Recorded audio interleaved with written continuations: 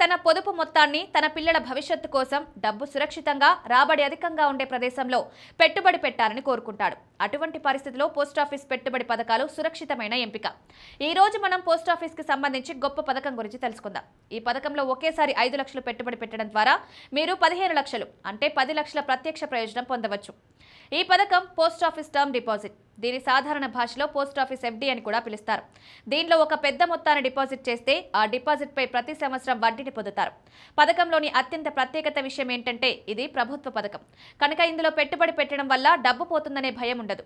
ప్రస్తుతం పోస్టాఫీస్ 5 సంవత్సరాల term deposit పై 7.5% వార్షిక వడ్డీనిస్తోంది.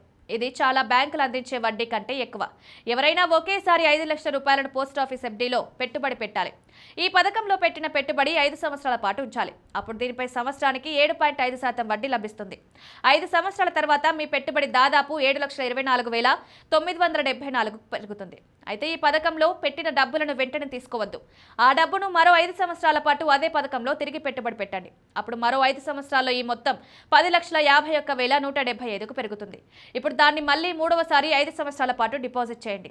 ఈసారి మొత్తం దాదాపు 15,24,149కి పెరుగుతుంది. అంటే మీ ప్రారంభ మొత్తం 5 లక్షలు ఇప్పుడు 15 సంవత్సరాల్లో 3 రెట్లు ఎక్కువ అవుతుంది. పోస్టాఫీస్ ఎఫ్డీలో ఒక్కసారి మాత్రమే 5 లక్షలు డిపాజిట్ చేసి 15 సంవత్సరాలు ఈ డబ్బుని తాకకుండా ఉంచాలి.